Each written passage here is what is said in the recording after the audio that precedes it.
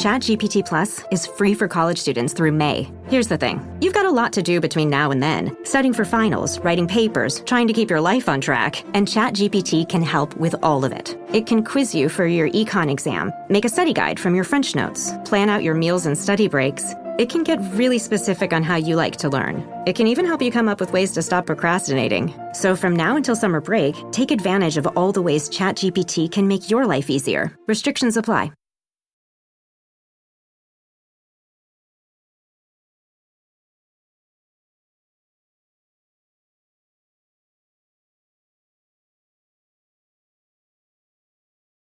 Da da da da da da da da! You sound insane. You realize that? Yeah. The whole world gone crazy! Seriously? Yeah. It's showtime. Alert. There has been a murder. A murder, you say? Yes, a murder. Murder. Such a good episode. One of the best. One of the best Office episodes of all time. A murder. Yes, in fact, there has been a murder. A murder on the Orient Express. In a year full of Minions and other things, it feels great to step back and to be talking about a movie that's not like that. So I'm excited. Did you not stay for the post-credit scene when the Minions show up? No, I did not. Oh, man, you're really missing out. Yeah, Judi Dench and the Minions must be a great They're just combo. hopping around that train. Oh, my gosh. That's pretty awesome. I'll have to go back and look at that. But made Brian, it totally worth taking my 4-year-old to see this movie. Yeah, I promise it's worth it. Just keep waiting. Brian is here with me tonight. What's up, man? Hey, man. Richard will be joining us for our review of Murder on the Orient Express a little bit later. He had some things to take care of, but we're excited to have him join for Weekly Recommends and the review.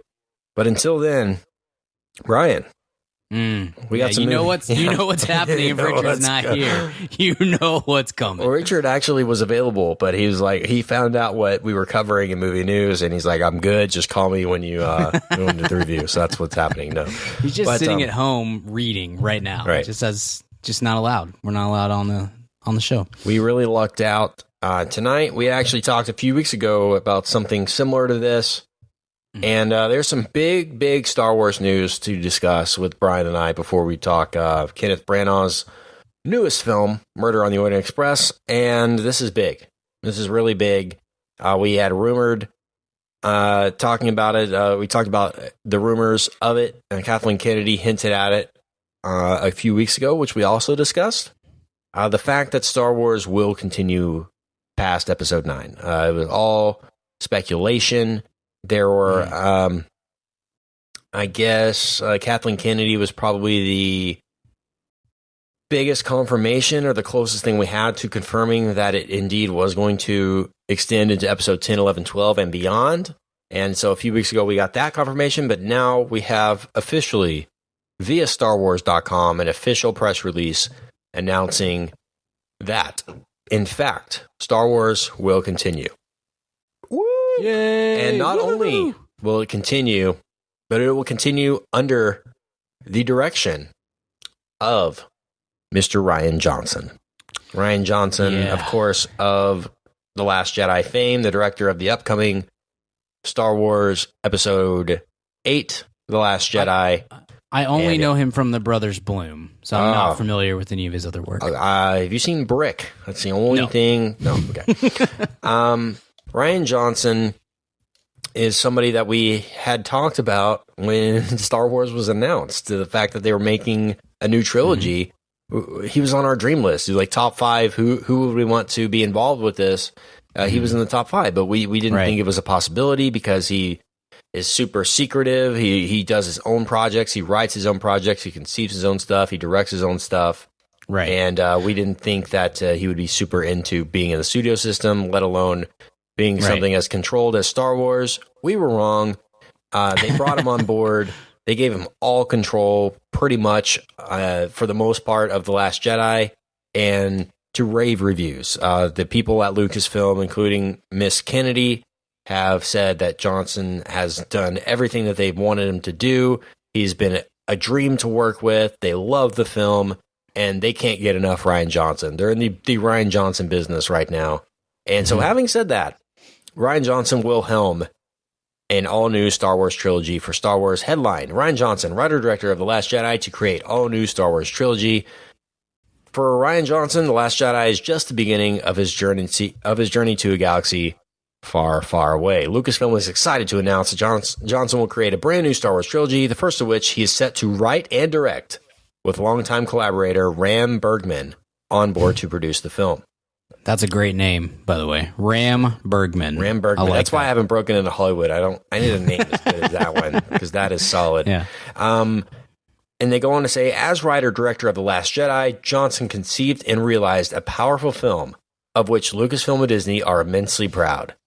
In shepherding this new trilogy, which is separate from the episodic Skywalker saga, Johnson will introduce new characters from a corner of the galaxy that Star Wars lore has never been explored.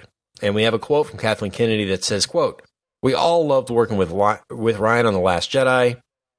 He's a creative force, and watching him craft The Last Jedi from start to finish was one of the greatest joys of my career. Rian will do amazing things with the blank canvas of this new trilogy." And then we have another quote from Rian Johnson that said, "We had the time of our lives collaborating with Lucasfilm and Disney on The Last Jedi. Star Wars is the greatest modern mythology, and we feel very lucky to have contributed to it. We can't wait to continue with this new series of film. The Last Jedi is set to open this December 15, 2017. No dates have been secured for the upcoming trilogy." So there you have it.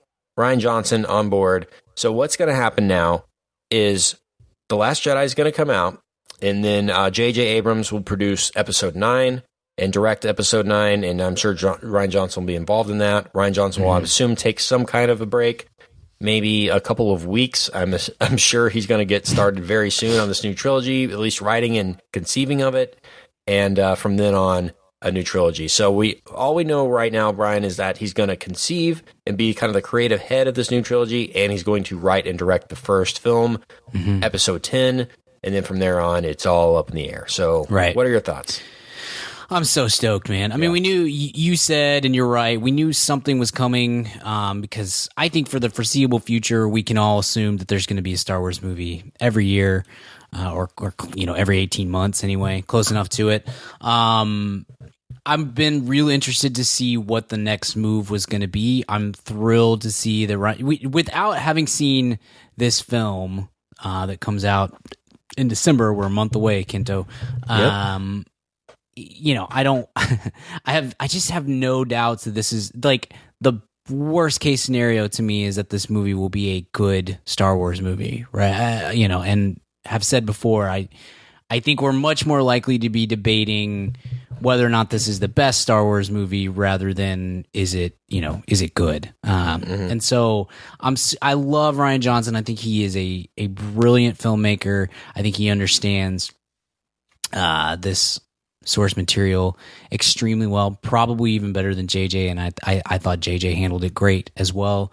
So I'm super, super enthused to have him in charge of the next trilogy and the next chapter and whatever this is going to be. And to me, maybe beyond his involvement or his I don't know, his putting together the story and whatnot, and then directing the first one. Beyond that, I'm thrilled to hear that it's going to be something outside of the Skywalker lineage, and that we're going to get to go in a different direction, because that's my favorite thing about Disney having the rights to these movies and the next 10, 20, 30 years of Star Wars movies, is that that's a wide open universe. And I think to this point they have they've really kind of dipped their toes in that a bit with Rogue One more than any of the others. But now, once this trilogy is over, and I love it so much, now we could really go anywhere. You can go back in time to the Old Republic days. You could do something that's just adjacent to what's happening with Skywalker and Han Solo and Princess Leia and whatnot. During that section, you could address between episodes 3 and 4, anywhere. You can go anywhere, and I love that, and I can't wait to see what he's going to come up with. And we're getting a TV show as well, a Star Wars live action TV show, which is cool too. And I would assume, I don't know how complete control Rian Johnson will have on that, but I would assume he's going to have some kind of say in what takes place on that as well. Man, I'm so enthused. I'm so enthusiastic about this. I can't wait to see what he's going to do. I love Kathleen Kennedy. I think she is a genius and really truly understands what what properties she's been left to handle. She really, it's not just that she loves it, it's not just that she respects it, it's that I think she gets and understands what's best for that property and for all the movies that are to come. And to me, it's been a brilliant lead up to where we're at now. And so I can't wait to hear what this new trilogy is going to be. And I'm excited that for the foreseeable future, that really we could probably stretch into 20 years if we really wanted to project. We're going to be talking Star Wars every single year, and that's awesome. Yeah, the show, only thing we know about it really is the fact that Disney is planning on making this be one of the flagship tentpole shows for its upcoming streaming service that it'll be launching. Yeah. So we're assuming they're going to take the CBS model with Star Trek, and the only place you're going to be able to get this show is on the Disney, Star Wars, Marvel, whatever app that they have, and you'll be able to view it there. So it probably won't be on ABC, NBC, anything like that, and they'll be able to control it and do it all in there. Maybe release all episodes at once and let us binge it, which I'm hoping for. But this is something that's been rumored for a long, long, long time, and they had been rumored to do a Star Wars live-action show as far back as during the prequels, and it never came to fruition. And I don't know about you, but this excites me almost as much as a new trilogy does, just because you're not limited to three films. I mean, you can do 10 seasons of this and really dive deep into the Star Wars universe. Same. Can't wait, man. This is really good news to me. I had some discussions with a couple of my friends who are big Star Wars fans of whether or not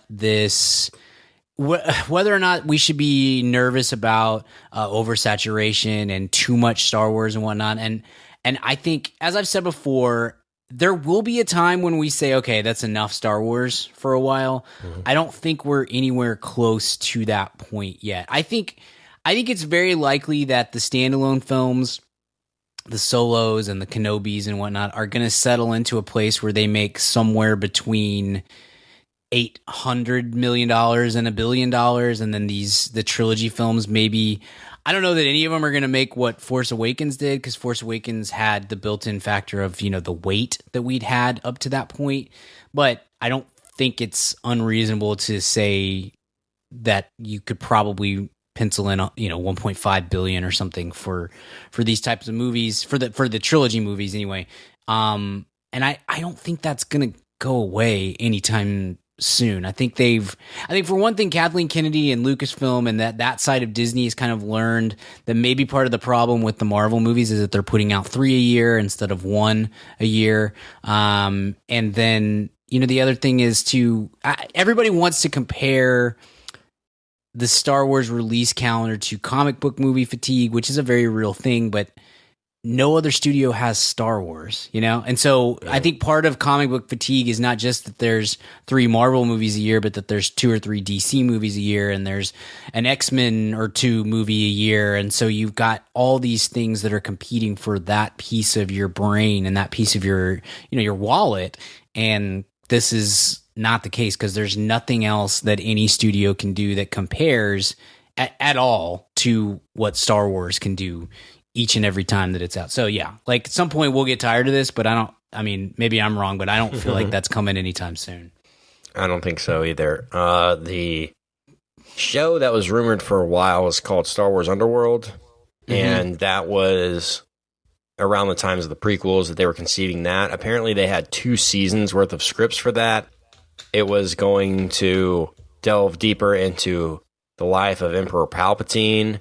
It was going to have moments such as Lando losing the Millennium Falcon to Han Solo, Han meeting Chewbacca, scenes featuring Boba Fett and such. So they were going to originally give those Rogue One type stories in that TV show, but when Lucasfilm was purchased by Disney, they scrapped or put on hold the plans to make that series and indefinitely waited to do their own live action series. And there was another one called Star Wars 1313 that was rumored for a long time and never came to fruition at all. And I was wondering why they were going to end Star Wars Rebels, because there's one more season of that, and I was like, what's next? Why would you end that? Because it's doing so well for them on TV. I mean, they have a legitimate TV show that people like. I didn't know why they would end it, and I guess this is the reason. They'll probably do this or do a different cartoon series. Maybe a Chopper cartoon series for kids or whatever, or Sabine or whatever they end up doing.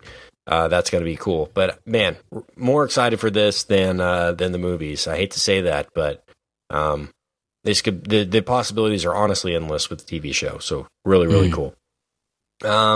What's wish list, Brian, for the new trilogy for directors? I know we got Rian Johnson on board. Oh, Joss Whedon. That'd be fun. That'd be cool. I always will hold on to the hope that someday Spielberg will do one. I think that would be just so cool to kind of have that come full circle. I don't know that it will ever happen as long as George Lucas is still alive, but that'd be a lot of fun. Man, I don't know. We've really hit a lot of the ones. I could probably go back and Denny would be cool.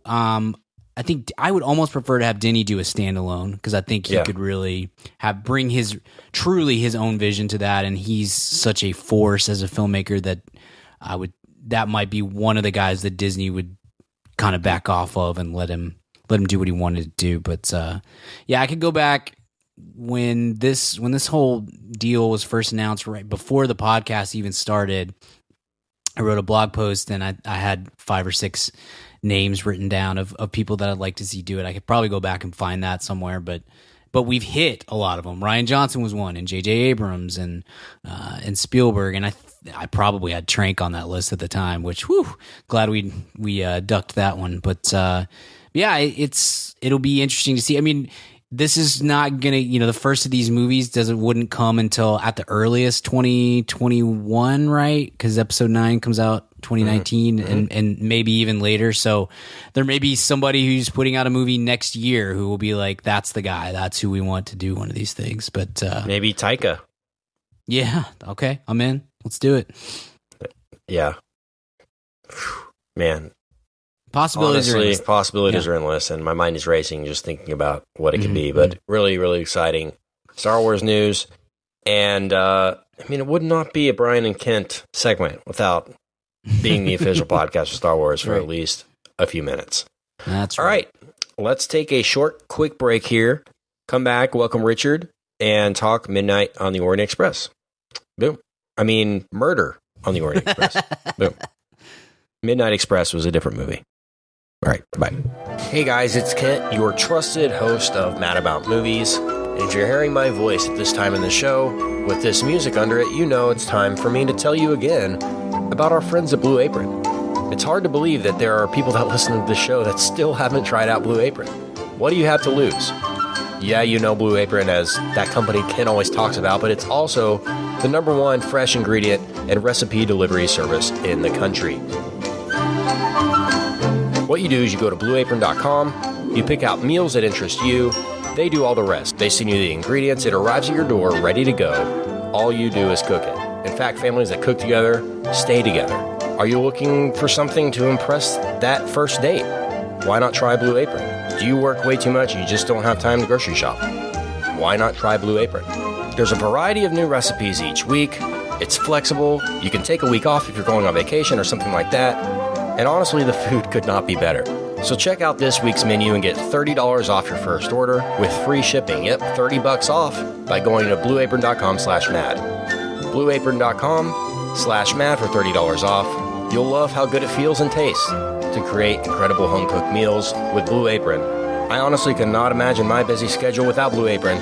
That's why Blue Apron is a better way to cook. And we are back, and we are talking Murder on the Orient Express. Yes, the remake, and yes, the book adaptation by Agatha Christie. And I guess we can start things off with our literature expert, Richard Barden. Richard, tell us a little bit about this source material, this novel. Is it one you had read, and what was your kind of knowledge of this before seeing the movie? Yeah, I'm not a big Christie head, not which is what they call themselves. Yeah, I thought you were. No, which is not that I don't care for it. I just don't have that much time. But I know this book. I've read this. This is the only book I've read of Agatha Christie's. Oh, okay. And I read it in high school. We read it in, I think, junior year of high school or something. So it's been quite some. I just celebrated a birthday this week, so I'm very aware of how long ago that was. But Poirot's a beloved character, and maybe second only to Sherlock Holmes in terms of kind of the canon of maybe Marlowe of like the detective genre. I was interested in this. I'd seen the original movie. I'd read the book.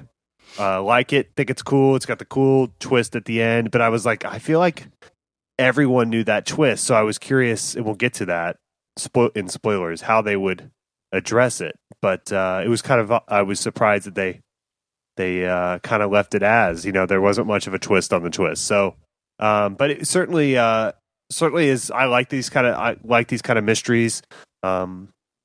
Especially of kind of the English persuasion, they tend to do them very well.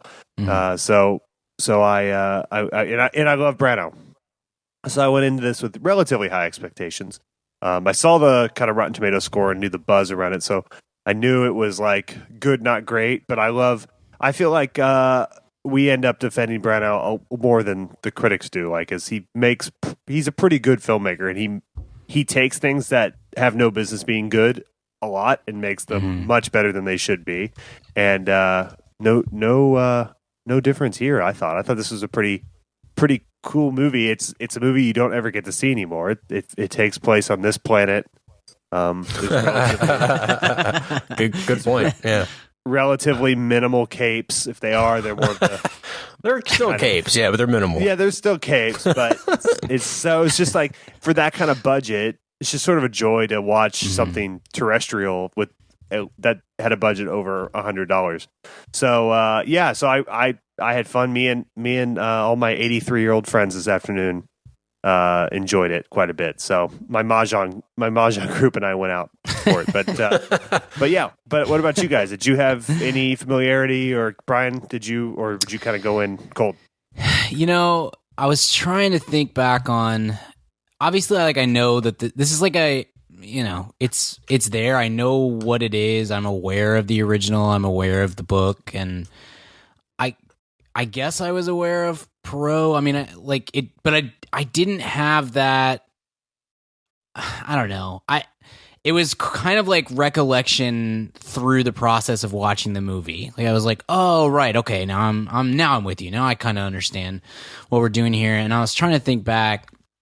I'm like 90% sure that we were assigned to read this book at some point in high school, and I definitely just watched the movie instead, but I really didn't pay attention to the movie either. So it occupies a weird space for me of like kind of vague recollection and knowledge about what it was, but I don't know that I've ever read another Agatha Christie book. Kind of for the same thing, Richard, is just like, I'm not against it. It's just like, it's just not something that ever really got into my my reading life, and then the movie, I don't really remember it.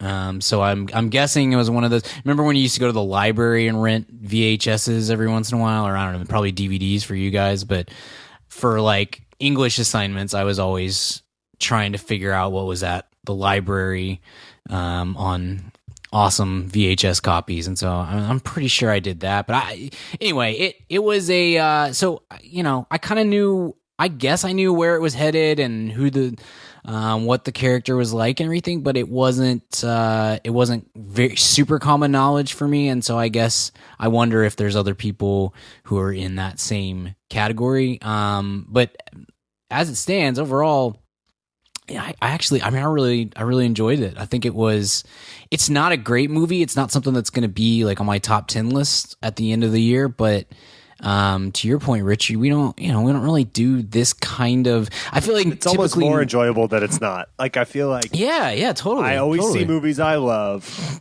There's always that always exists every year. They're really great, pieces. And there's always movies that are, crappy blockbusters. Just hey, that was a good movie. That's the rarest thing that happens when we see all these movies, right? I mean, yeah, I'd love to see our grades, but I would say like the B's are probably like the least right. Yeah, definitely. We tend to go extremes one way or the other, just from the movies that we're reviewing, each week to week and stuff. So yeah, it took me about 20 or 30 minutes to settle in, I guess, and kind of figure out what the tone was and what maybe what my white face paint was for. Yeah, I was waiting for the white face paint to pop up at some point. But once I did, I was like, man, I pretty much enjoyed it. And again, same as you, Richard. It was me and like 120 octogenarians. I mean, I was like, I brought down the median age of the theater quite a bit, but and I'm old to begin with. But it was I actually quite enjoyed it, and I felt like it was. I mean, it's very obviously a throwback, retro kind of movie, and I found that to be somewhat refreshing. I feel like if this movie is, most of the time, if we get a movie like this in 2017, it's like it's rated R, and there's some kind of major, I don't know, like sex plot that's involved, like there's somebody got murdered for sex, and it's just, I don't know, this was not that way, and it was like, oh, it's that's some kind of like 2017 adaptation of this. It's not just like telling the story. Yeah, and there's just like a real pulse pounding kind of soundtrack. I don't know. It caught me off guard as to what soundtrack by the Chainsmokers. yeah, exactly. Yeah. So the Big Sleep with sound. Exactly. So anyway, it was. I like I said, I don't think this is not like I'm not gonna put it in the top 10. It's not gonna win 27 Oscars or something. But having very little familiarity with the original, and then not having that kind of taint my viewing experience, I enjoyed this quite a bit, and I'm okay with getting, if we want to have like 1 or 2, 3 movies like this every year, whether it's this character, and I don't really care about that, but just this style of movie, then I'm down with that. It's nice. It's kind of it's different. Kent, how about you? Yeah, I'm with you guys. There's definitely a place for these kinds of movies every year. I gotta admit, I'm a little let down in the fact that this movie is not going to be mentioned later in the year as far as the awards go. But it was an enjoyable experience for me. This really falls in a place between movies I've really enjoyed watching this year and people that I'm really interested in and really root for, and the movies that I'm going to have on my top 10 list. So I'm pretty much where you guys lie in the fact that I really enjoyed this movie. Was intrigued from a technical perspective, from a production perspective. I think they really kind of hit it on all marks here, but there was nothing really completely, I guess, extraordinary about any of that. It was just all just really solid. And this is kind of the most subtle, solid movie of the year. Just not super flashy. It's not super, I don't know, begging for headlines as far as the performances go, and the subject matter. Brian, you kind of touched on that. It kind of really sticks to the source material and doesn't try to overcomplicate things or make any kind of political statement or make this into a satire for the kind of climate that we're living in 2017. It really it comments on it, but in the way that I think the source material kind of means for it to comment, and it didn't. And Branagh looked ridiculous in that MAGA hat. Did he though? I mean, it kind of fit him pretty well. Worked. I mean, it kind of worked for me. I don't know about you, but super big fan of Branagh. Really have liked what he's done in the past few years, specifically, and he's kind of silently been one of the better directors over the past few years, and so it was good to see him do this and star in When it. Cinderella was good. That was weird. Yeah, exactly. Yeah. And Thor, right? Remember that? Yeah. So super respectful to him and what he's been able to do behind the camera, and of course in front of the camera. And this is no different. He carried this movie in more ways than one. There were some great performances and people that, like I said, I root for and really admire that are involved in this. So I had high expectations for this, and I would say it's slightly under the expectations that I had. Not to say that that's a bad thing, because I would say it's probably met 8 out of 10 of the expectations that I had for the movie. So that's kind of my general thoughts on it.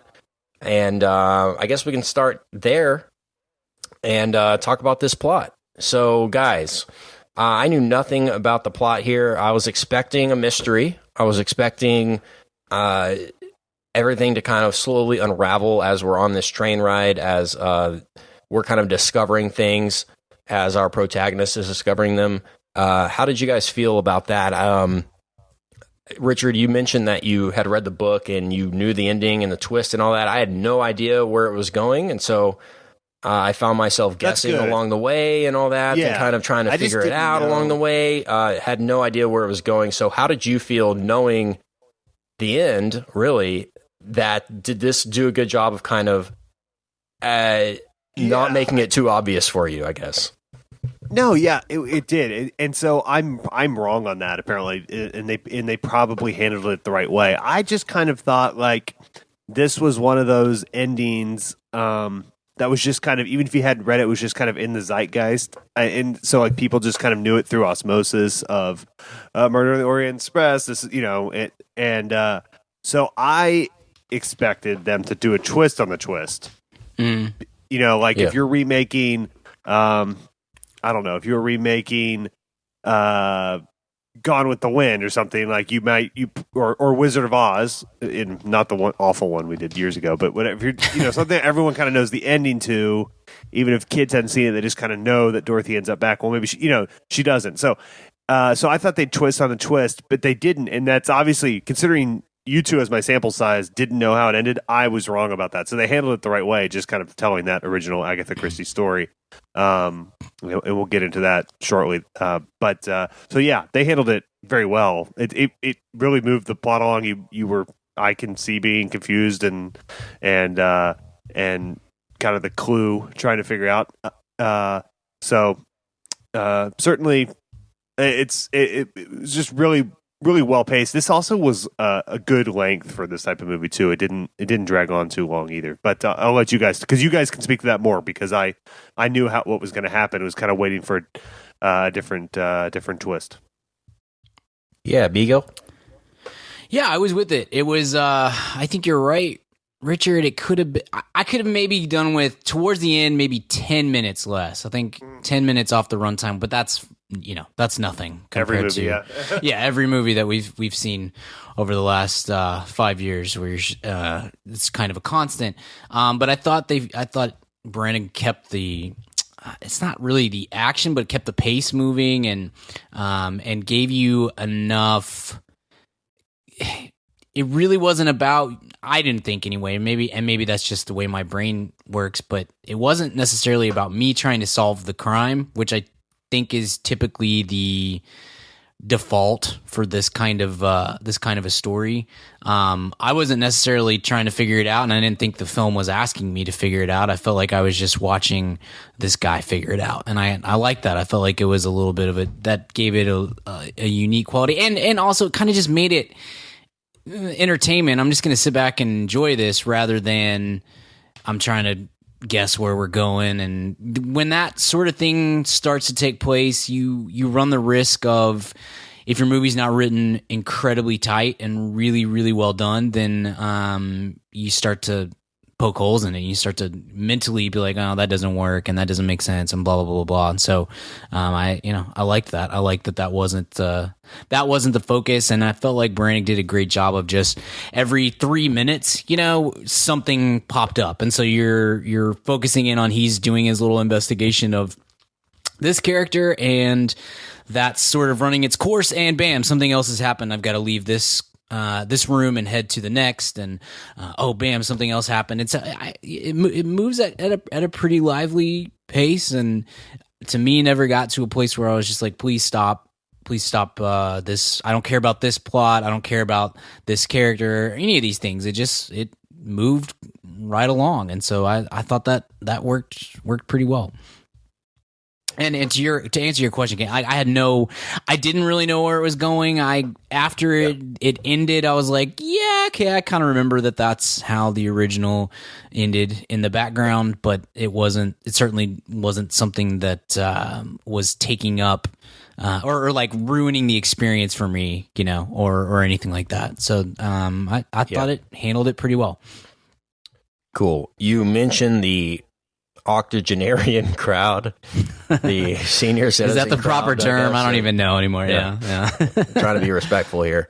And I found myself in the actual film kind of, thinking about the tone that they were going for, and kind of just experiencing the film for itself. And I found it to be, and I don't know if this is a bad thing or if it's what they were going for, it kind of had a little bit of a PBS-y kind of Mystery Science Theater.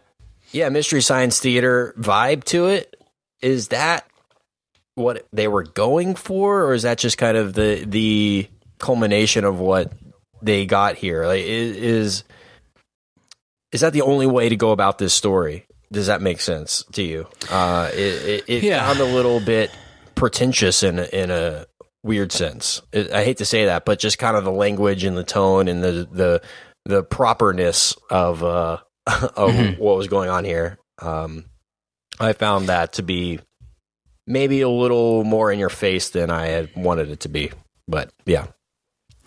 Yeah, I can't, because I haven't seen the original really, or really remember it. I can't speak completely to that, and Richard, you probably can, but I do think that was the point. I think that was the purpose, was to kind of have that vibe, to have the like you said, the PBS, the Mystery Science Theater, the not Mystery Science Theater, you know what I mean, the Masterpiece Theater. Did I say Mystery Science? Jesus, right. Late. Yeah, sorry, yeah, Masterpiece Theater. Yeah, sorry, it's super late. Just so the listener knows, we were very tired. It is like past midnight. Yeah.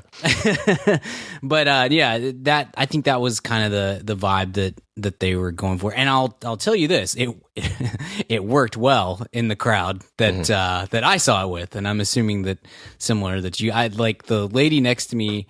I've talked about this before. Everybody complains about teenagers in a movie theater. Give me teenagers over olds every day of the week, just because, like, man, just stop talking, y'all. Like, yeah, can't handle the olds but love to talk. This crowd was much better than some of the. Sometimes I walk into a theater and I see that there's 700 people who are all over the age of 60, and I'm just like, oh, this is going to be miserable. But this time around, it was a lot better. But the ladies on both sides of me were very much into the Masterpiece Theater sort of vibe that we were getting, and the lady to my right kept having it was great. It added to the ambiance. It's not a complaint, but she kept doing this like little, like, the knowing laugh, when you can tell somebody knows what's about to come or what this little aside is about. She like this little laugh that I enjoyed. It made my experience a little bit better, but yes, I think that's totally what we were going for here. Awesome. All right, let's look into this cast a little bit, because it is a star-studded affair for Murder on the Orient Express this time around. I guess we'll start with the last build on the first build cast, and that would be, believe it or not, Miss Daisy Ridley, Star Wars' own Daisy Ridley. Speaking of Star Wars. It's cool to see Daisy doing something that's not Star Wars. This is the first thing I've seen her in. And I know she did a couple short films before doing The Force Awakens, but cool to see her break out of that mold and doing something, honestly, the complete opposite of Star Wars. So, Brian, I know you're a fan of hers. What did you think of her in this? I love her, and I love her as Rey, and I think she... I don't know if she's ever going to be a movie star. I don't think that really necessarily matters, but I like her presence on screen, and she seems very squared away as a human being, which I appreciate. So yeah, it's cool to see her doing something that's outside the realm of Star Wars, and I felt like there's no performance in this movie that's just like, man, that was awesome, what a performance, mark that down as an Oscar contender.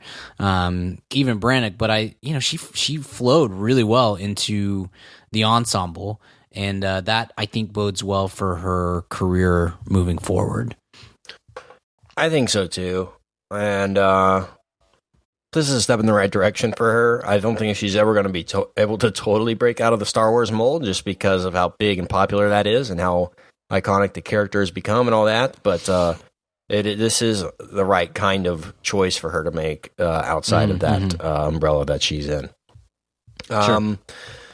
We move on to the cast, and we move up to Michelle Pfeiffer as Caroline Hubbard / Linda Arden. Cool to see her again this year for the second time. We saw her earlier this year in Darren Aronofsky's Mother, briefly.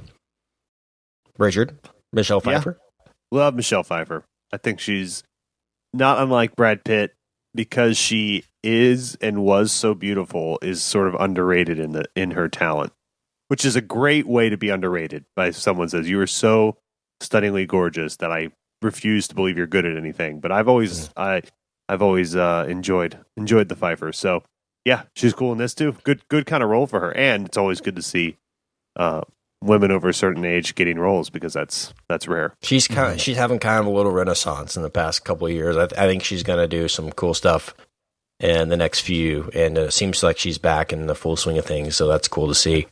Richard, somebody else you might be familiar with in this cast, Leslie Odom Jr. of Hamilton fame. Yeah. Yeah, well, I've never heard of Hamilton, but I know Not familiar. I know him. Know him from Smash, yeah.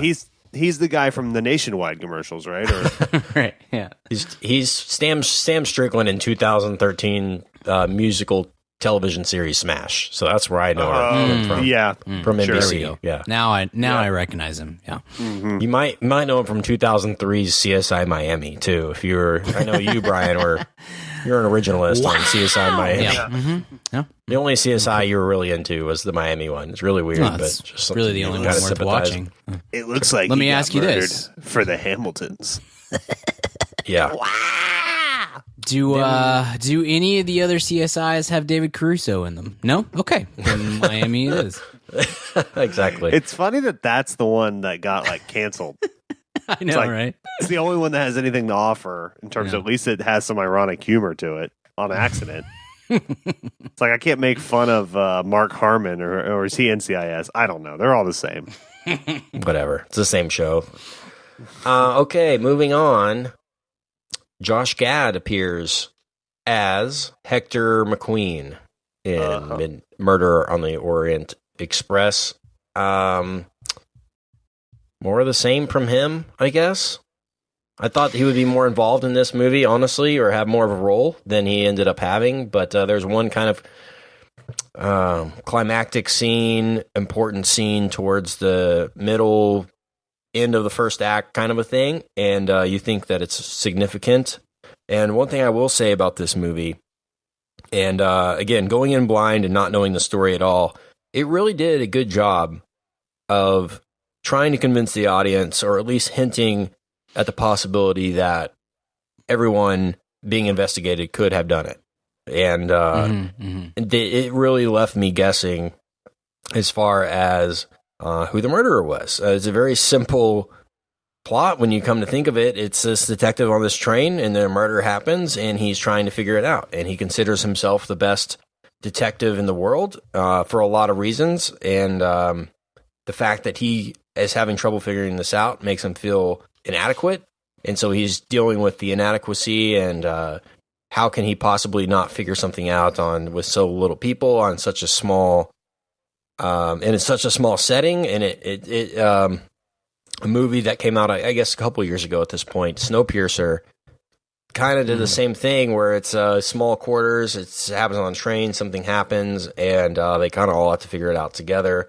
And I like the setting of the train, and it's just very cinematic. And this movie was begging for a modern day remake in terms of what they can do with the setting and the characters and everything. I just think that this is a really, really cool story, and it reminds me of a lot of movies I grew up to. I love the mystery. I love the Hitchcockian feel of it. I love the feel of, remember Clue? Remember that movie? And I think they're going to try to bring that back or reboot that in some way. But this was the, I guess, senior version of Clue, a little more intellectual than that, you know? It takes itself a little more seriously than that, but in all the right ways. In all the right ways. Yeah, I agree with you.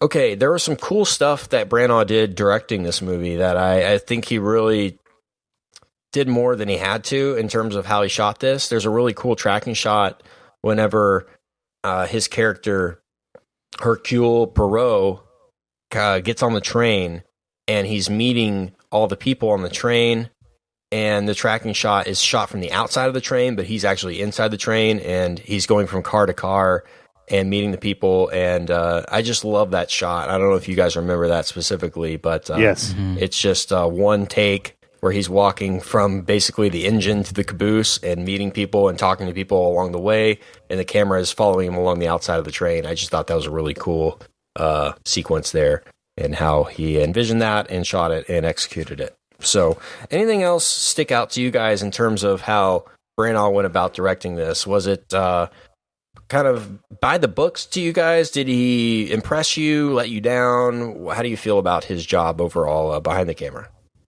He's technically a really, really solid director. He knows how to shoot things. He directs, obviously, as an actor, performance really well. He's able to take, you know, what a lot of audience would consider sort of dry subject matters, and you know, he's done Shakespeare adaptations that were like people really enjoyed watching, even people that were into the Shakespeare, because he's able to put in these moments of kind of wit and whimsy, but not in a saccharine way. He's able to audience please with a really high degree of difficulty. I think that's his best skill, and that's such a you know, sometimes it's hard to define what does a director do. You know, is it shot composition? Is it actor instruction? Well, it's kind of finding those. It's really moment chasing and really exploiting those moments. He does that really, really well and finds them throughout these screenplays. But what about you, Brian? Yeah, you kind of touched on it earlier, Richard. All this stuff you said is spot on. He's interesting to me because I think you look at kind of the last few movies he's done, and some of them, you know, I don't know that he has a huge hit in there. You know, Thor is a hit because of Thor, not necessarily. But my point, the thing that I think is what I find interesting about him is that he really goes all out for movies that you probably don't have to go all out for. You know, we give him a lot of credit because Thor is not only watchable, but is really pretty good. But you know, that made that work. He made that work, but he really probably could have just mailed it in. Cinderella is the same thing. Cinderella probably would have been pretty successful as a C+ movie, and instead for us, like, not really being the target audience, I think we all graded that out as like a B+ or an A- or something. And you know, the Jack Ryan movie is not great, but Macbeth is kind of that way. It's all these movies that you could probably slide in whatever the most average director in the industry is, whoever that might be, pick a name out of a hat and just say, okay, this guy's directing Murder on the Orient Express, and it's probably like, oh, that's fine. It came out fine. And he takes fine and makes it maybe not great, but just the technical side of it and his attention to detail. And clearly this is, I'm going to say this is I would guess this is a passion project to him in some ways, but at the same time, I feel like he does that with almost every movie that he directs. Like he really takes a lot of time and attention to detail and puts a lot of effort into something that he probably, honestly, truthfully doesn't have to. Like, it would be very easy for him to say, I'm the star of this movie. My performance is really the only notable performance within the movie. And I would guess that it kind of looks that way on the script too. And so I'm just going to let the first assistant director do a lot of this, side work because I've got to work on my performance. And instead you get, I think, a very technically proficient film that maybe in some ways isn't completely deserving of that, if that makes sense. And I always respect that about him. That's something that I've come to, I don't think I would have noticed about him in the early, in the mid 90s or something. It's just kind of come to my attention, at least over the last few years. It's just like, man, that guy's really, it's sort of Tom Cruise-y, we always talk about how Cruise just wants the audience to love him so badly. It's not that kind of thing, but because of his desire to have everybody love him, he just goes all out on every dumb movie that he's in. And it's kind of the same thing as with Branagh behind the camera. Yeah, do you think that this is just a case of him really wanting to play this character and do this movie, and it's like, fine, I'll do it? Yeah, sure. Or is this something that the studio was getting him to do and they really wanted to get this done and called upon him? It really kind of seems like a little bit of both. Mm-hmm. But I can't imagine anyone in the lead role of Perot with other than him. Maybe I thought about Ralph Fiennes a little bit, just because it reminded me a bit of what's the Grand Budapest Hotel? Grand Budapest, yeah. Just the nuance of the character and kind of the mannerisms. But that's really the only comparison that I made to this. I really liked what he brought in front of the camera as well as behind it. So rounding out the cast here, just a few more to name. I'm not familiar with this guy, Jonathan Deep. John Deep as Samuel Ratchet. It's Depp. John Depp. There you go. Now it makes Johnny sense. Depp as Samuel Ratchet / John Cassetti. And this, honestly, I hate to say this, but for a little bit before Perot actually gets on the train, I got a little bit of a Mordecai vibe from this. And then Johnny Depp shows up, and I'm like, oh gosh. What is this, a Mordecai crossover of some kind? I'm pretty sure he was in the same costume, same mustache, and I just brought him right off the set. Right, exactly. And so that was, I guess, spoilers. Different scarf though. I mean, Johnny's not in this for that long, so silver lining. But I don't know why he. I mean, that could have been anybody, I guess. I don't know why they get Johnny Depp for that. I would guess that either he has an affinity for the original, or Kenneth Branagh said, "Hey, man, I would love for you to play this role or something." And also, odds are Johnny Depp actually owns that train. So for a little while longer, anyway. Yeah. I was gonna say that the IRS gets it. So right. Side note of that is like he really needs the money. So whatever roles he can get, I think. But you know what? He was fun. It's fun to see Johnny Depp not be some iteration of Jack Sparrow. I feel like, like I don't think there's ever going to be a time where I'm excited for a Johnny Depp led movie, but as part of an ensemble, as a supporting cast member, I think he could still have a place. It's just a matter of how do we choose those roles and how much screen time does he have to take and how many barrels of white face paint does he go through and all these sorts of things that dictate how we're going to feel about that, I think. And also we have in the cast Dame Judi Dench as Princess Dragomorov. I guess I'm saying that correctly. And we also have Willem Dafoe, who I know you guys love. Such a weird choice. Yeah. He, on his part, seems so out of character, but good for him. It was fun to see him in something like this. And weird Nordic tribal Nordic snuff film. tribal Nordic snuff film. I would love to see that if it ever comes. Wouldn't to you see fruition. Willem Dafoe in that though? Like, come on, that's exactly the type of movie that Yeah. he would do. Yeah. I would love to see that. It's From the weird- director so of creepy. Unsk.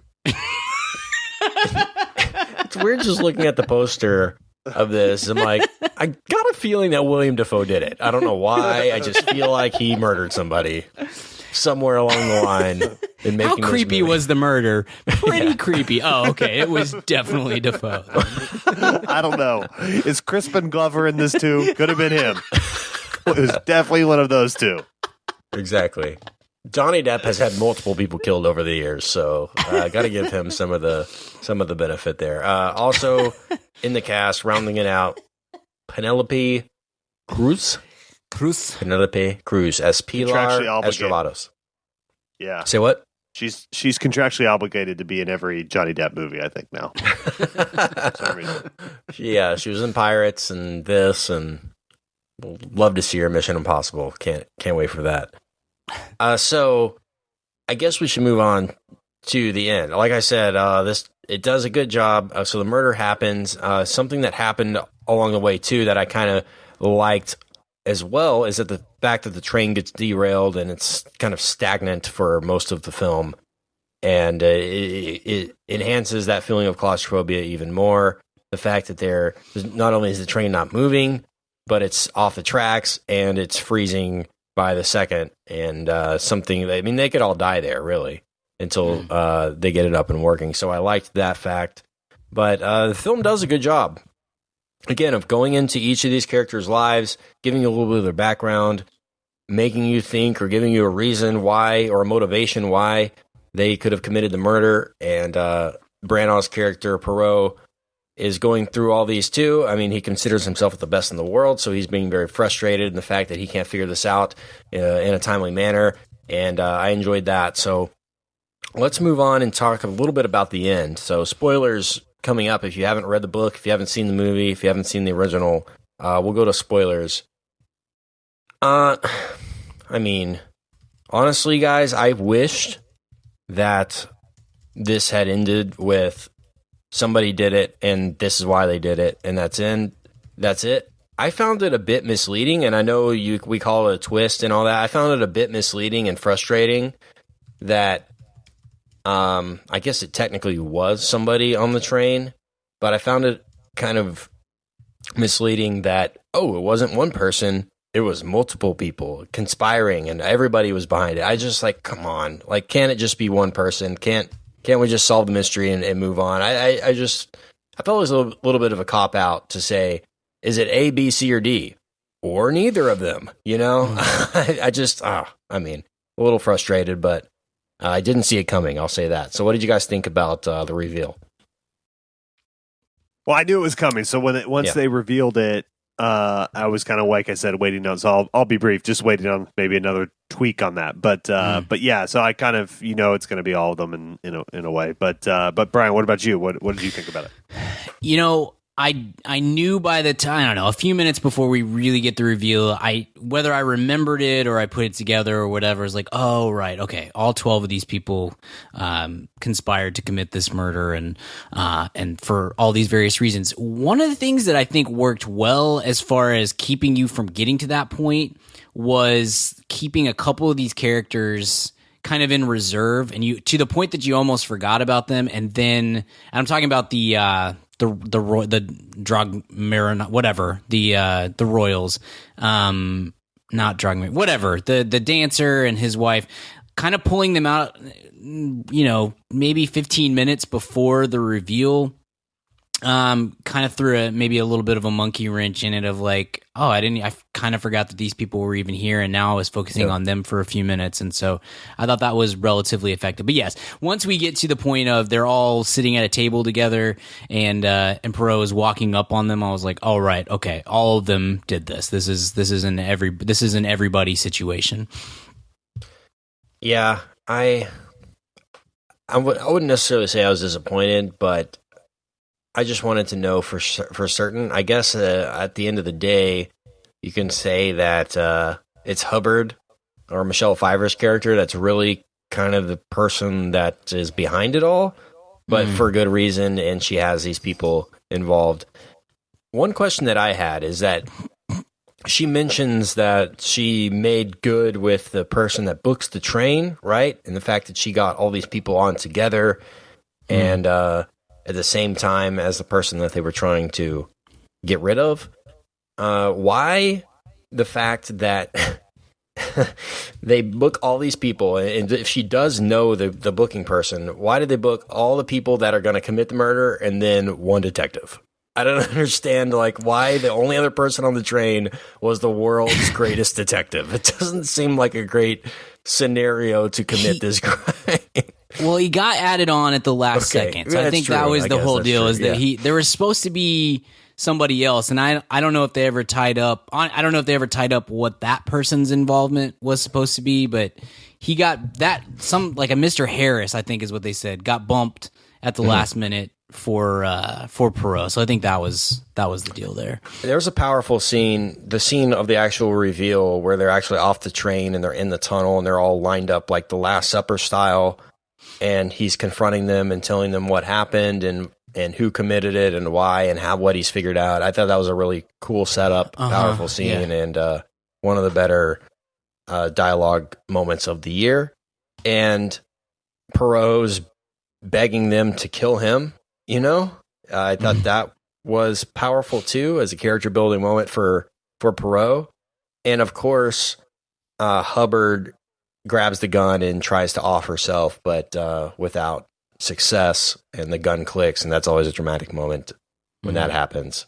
So I liked how that whole setup was and all that towards the end. So they get the car on the rails and they drive to their destination, and I guess Poirot says, I'll just tell the cops my story of it was somebody committed the murder and they fled and they're gone, and that's it. He doesn't really convict anyone. And honestly, the way this is the last thing I'll say. I'll let you guys get your closing thoughts in here before we wrap it up. But I thought a great ending would have been Poirot leaving the train, saying what he said. All right, I'm not going to tell anyone. We'll call it even. Whatever. We're done. And walking off the train. And when the cabbie comes and tells him, "Hey, we've got you booked for this next case. We need you immediately. We're leaving now." For him to say, "I'm not coming," and to use this incident as an excuse to retire. I thought that's where it was going. Like, he was going to be done and he was going to wash his hands of it. And this was the proof that he didn't have it all figured out, that he wasn't as great as he thought he was, and that he just wanted to live his life. That's what I thought, instead of like, all right, on to my next case. And that's kind of how it ended. But I thought it would have been a much more poignant and powerful ending had he hung up the detective hat after this case. That's what I thought was happening. Yeah, I kind of left it open-ended for potential franchise sort of treatment. I don't know that this is going to make enough to make that a reality, but that what they're referencing there, I think, is Death on the Nile, which is one of the other well-known Poirot books. And so the audience gave a little laugh gasp whenever they the lady next to me was super into that bit. So I think that maybe that's the whole deal, is it, if this makes enough money, and it could, it's probably going to make $25 or $30 million this weekend here, and it only had, I think, a $55 million budget, so it wouldn't take a lot for it to be successful enough to say, yeah, we could come back in a couple of years and do another one of these, and I'd kind of be up for that. I think it's like I said at the outset, if you want to do a couple movies like this every year, then I'm there for it. It's kind of cool. It reminds me of old school type cinema, which is cool. Richard, I have a question for you, because since you've read / seen this book, was in the original, so like the whole bit with Johnny Depp's character and the Armstrong family, like clearly that's supposed to be a stand-in for the Lindberghs and everything. Is that in the original? Yeah. Maybe you don't remember. Was that did they use Lindbergh, or did she just? Know. Okay, cool. Don't know. That was I just thought that was interesting. That it's very clearly an allusion to what happened with Charles Lindbergh and his family, and so Feel free. Those who have read it more recently than 20 years ago, please shoot us an email, madaboutmoviespodcast@gmail.com. Yeah, but that's a great point. I don't know the answer to it, like most things. All good. You're forgiven. I'm going to give closing thoughts. I think you guys said it. I mean, they don't make these movies often. This seems kind of a one-off, cool change of pace for this year. And although I wish this would have been A+++, because I think it had the people involved and the subject matter involved to be that, it just was a little more by the books than I had expected or wanted it to be. So it's a little let down from there, but I still enjoyed myself, and I'm going to give this a positive review at the end of the day. So how would you guys summarize your thoughts on this one, Brian? Yeah, I'm in the same boat. It's like, it's nothing particularly fantastic or great or whatever you want to say, but I enjoyed myself. I had fun with it. It felt like kind of a, not necessarily nostalgia driven, which was cool, but it did have that throwback feel to it, and I liked it. I had a good time with it. And if you want to make a sequel of this, great. If you want to do 3 or 4 of these kind of movies every year, great. I'm with it. And Brannig's always solid, so I enjoyed it quite a bit. Richard, final thought?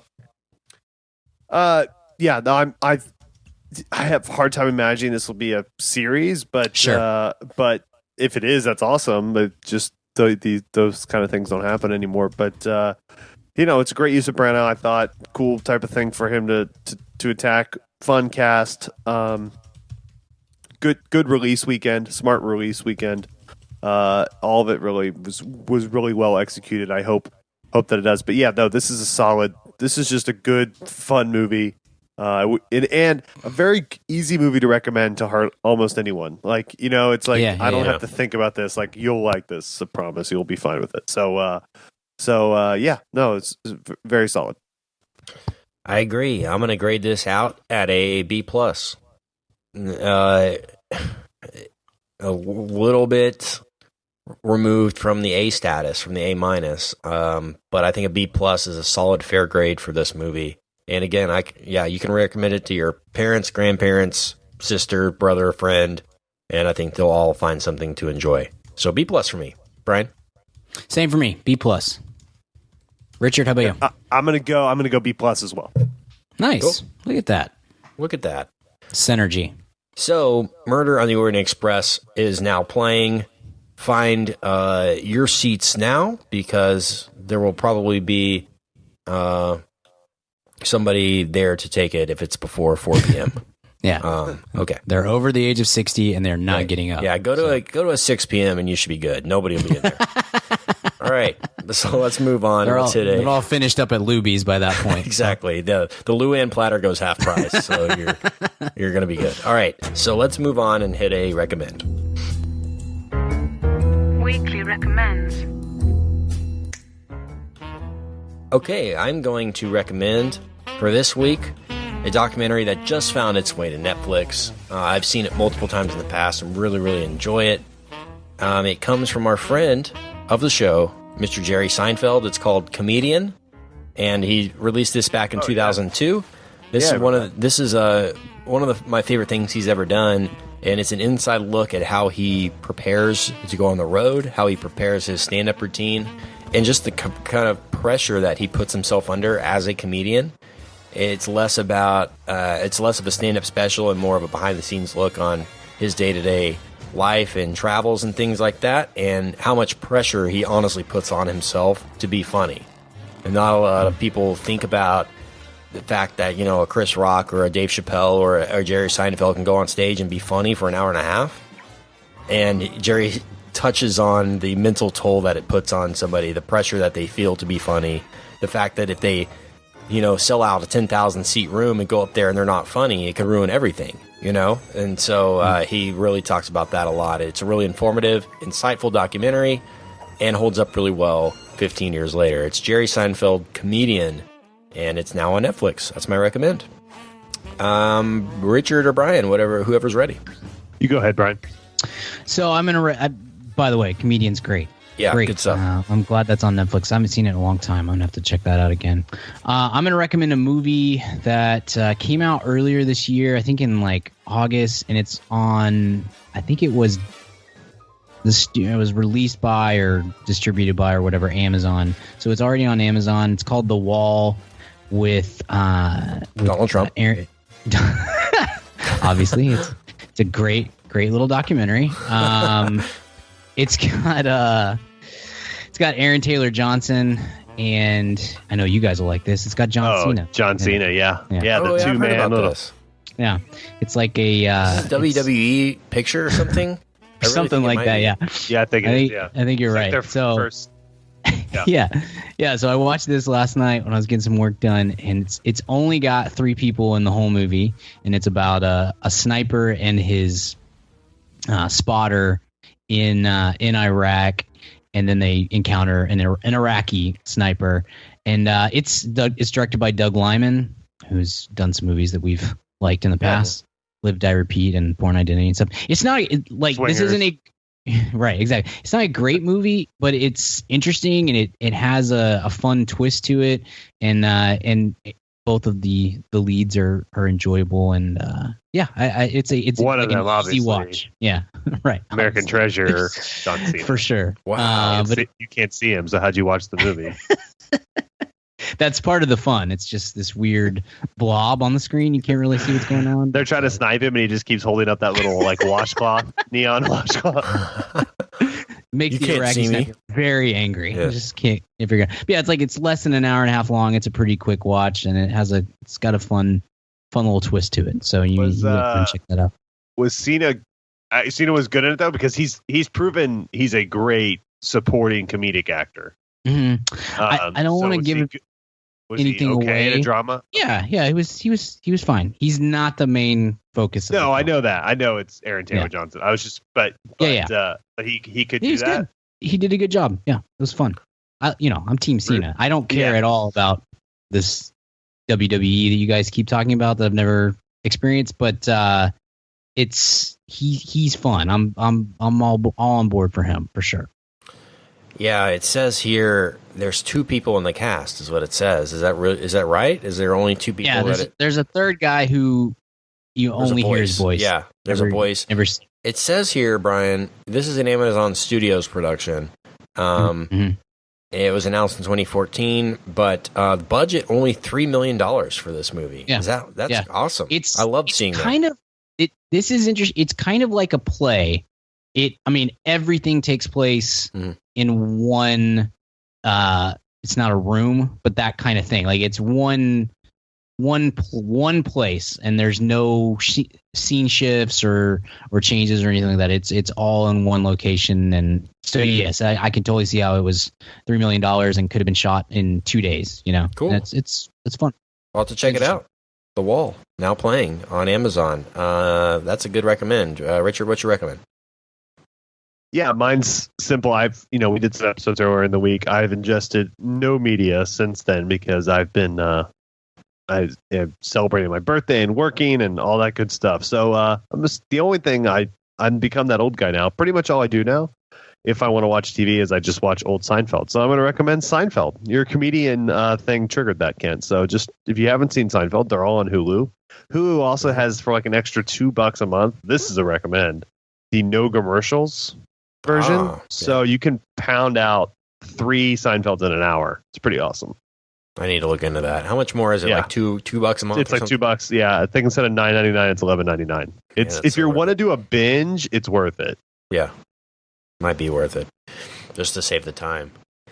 Yeah, cool, exactly. Yeah, man, Seinfeld holds up so well, and Curb has been so solid this season. If you haven't caught up with Curb on season 9, they released a episode last week called The Accidental Text on Purpose. That's incredible and very poignant nowadays. And Larry does a bit where, and we touched on it, I guess, last week, when what makes Larry David so funny is that he comments on his own life and things that he experiences. And he has this bit on Curb where he can't sit in first class, so he has to sit in coach, and it's just all the annoying things people do on an airplane and when you sit in coach.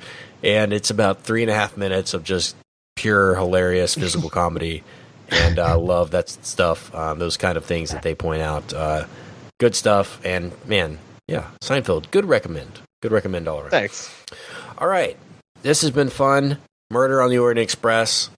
Maybe I'll have to read the book at this point, and maybe that'll enlighten me a little bit more. But I enjoyed the movie, enjoyed being here with you guys, enjoyed talking Star Wars, and I hope you guys have a good week. And until next week, where can I find you, Brian, online? You can find me on the Twitter at bgill12. You can find my writing at the madaboutmoviespodcast.com and the Mad About Movies Podcast newsletter. Richard, where can I find you? You can find me on those two things as well as on social media at Richard Barton. Kent, where can I find you? You can find me on the Twitter at Kent Garrison, at Kent Garrison on Snapchat, Instagram, and find our show, Mad About Movies, on iTunes. Please subscribe, leave us 5 stars, and join the VIP club if you want more bonus episodes. It only starts at $1 a week for weekly bonus episodes and fun extra content over there. It's on our website, madaboutmoviespodcast.com. And until next week, we will see you at the cinema. Goodbye. Bye. Hey baby, I hear the blues are calling, tossed salads and scrambled eggs. And maybe I seem a bit confused. Yeah, maybe, but I got you pegged. But I don't know what to do with those tossed salads and scrambled eggs. They're calling again. Scrambled eggs all over my face. They're making me yah-yah. The salads and scrambled eggs. They're calling again.